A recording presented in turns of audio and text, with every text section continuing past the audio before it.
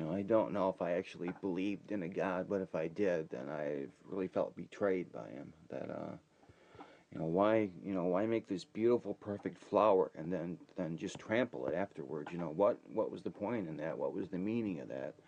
I almost felt like I was being punished. You know, like I had finally been shown this thing and allowed to hold it for just a moment, and then it was taken away, just as like a bitter joke. And I definitely lost my faith in human nature for a while there. So I spent probably 3 years after that doing really self-destructive things, just furious with life, just kind of charging through it.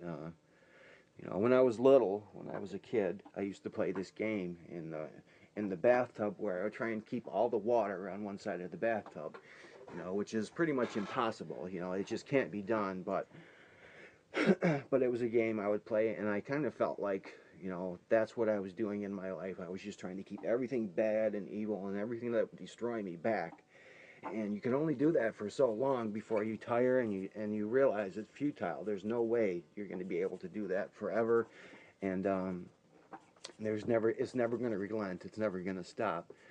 So I finally realized that I was going to have to channel all this into something, or I was going to self-destruct. So I decided, well, I'll find this vehicle, which was the crow, to vent all this anger and frustration and rage. So it became my therapy for a long time. I would work 8 or 10 hours a day at a dealership or on cars, and then come home and draw till 2 or 3 in the morning, and just get up and do it again. Really had no kind of life other than that. Just putting in time.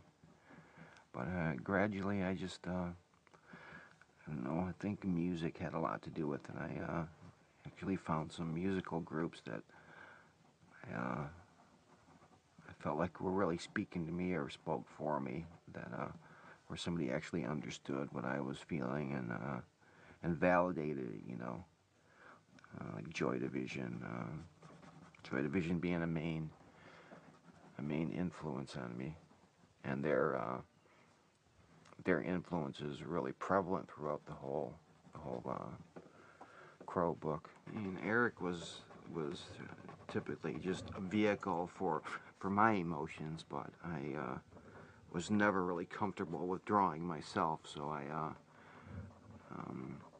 worked up this character, this figure that was kind of Peter Murphy's face visually, and Iggy Pop's physicality, his kind of body and movements, real lean, kind of cat-like.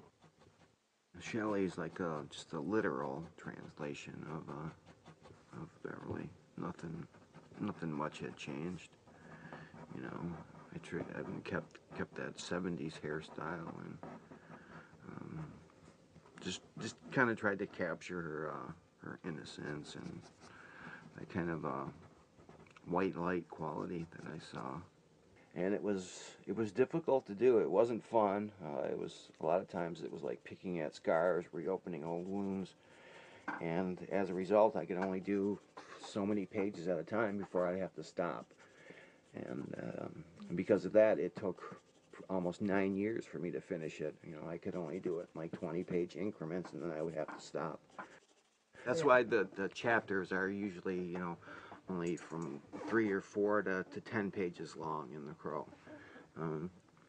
Because that was particularly how I did the sequences. And the way I work is that I have to kind of do everything in one setting where I don't stop or I don't get up or quit until I've got to where I want to go. Otherwise, if I stop and come back the next day or a few days later, I'll start finding things wrong with it, and I'll talk myself out of it, and I'll find 100 reasons why I don't like it. And so I just don't allow myself to stop and start critiquing it. Otherwise, I would just find fault with everything and never finish anything. The creation part of it is what is important to me. It's like I have this image in my head that I want to get down on paper, and that's you know, if I can get 60% of that down on paper, then that's a tremendous success. You know, I don't think I've ever gone beyond that. If I get to that 100% mark, then it's probably time to quit.